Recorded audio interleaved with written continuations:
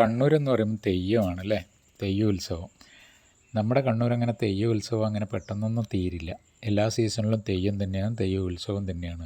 കണ്ണൂർ കൂടാളി പൂവത്തൂർ പാറക്കണ്ടി ക്ഷേത്രത്തിൽ മഹോത്സവത്തിൻ്റെ ഭാഗമായിട്ട് ഞാനും എൻ്റെ കൂട്ടുകാരും കൂടിയിട്ട് പോയി.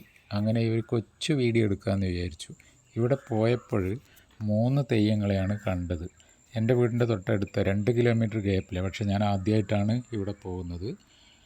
ഇവിടെ കണ്ട തെയ്യം ഒന്ന് ശാസ്തപ്പൻ, പൊട്ടൻ തെയ്യം, ഗുളികൻ, അങ്ങനെ 3 തെയ്യത്തെയാണ് കണ്ടത്.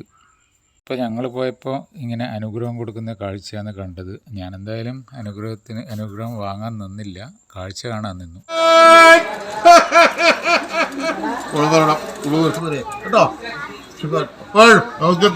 ഖഡ്ഗാകരന്റെ പ്രത്യക്ഷന്റെ മുഹൂർത്തം മാത്രം കൊണ്ട് മോക്ഷത്തെ കൊടുത്തെന്നാൽ ഭക്തി വിശ്വാസ ശ്രദ്ധ യുക്തന്മാരായി അപ്രകാരം 13 വൃത്തികളെയും വിട്ടു അന്ധകരണ ശുദ്ധി വരുത്തി ജ്ഞാനദൃക്കിനെ കൊണ്ട് നോക്കുന്ന കാലങ്ങളിൽ ശാസ്ത്രപൻ വൈഷ്ണവതേജസ്ഥാണ് മുതല കൊണ്ട് നമുക്ക് നിലവ് കരിവ് ഉദയസ്തമാനം ശാസ്ത്രകൊണ്ടതായിരിക്കുന്ന ചൈതന്യം ലഭിക്കണം.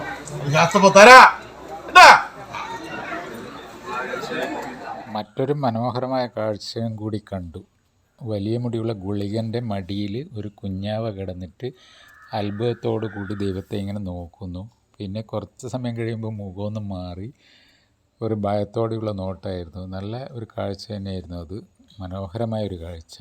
പിന്നെ നമ്മൾ അധിക സമയം അവിടെ നിന്നില്ല, കുറച്ച് സമയം മറ്റ് കാഴ്ചകളൊക്കെ കണ്ട് അവിടെ ഭക്ഷണം കഴിക്കാൻ, പ്രസാദ സദ്യ കഴിക്കാൻ നിന്നു. പ്രസാദ സദ്യ പറയാതിരിക്കാൻ വയ്യ, നല്ല ഭക്ഷണമായിരുന്നു, നല്ല സാമ്പാർ, നല്ല ടേസ്റ്റായിരുന്നു.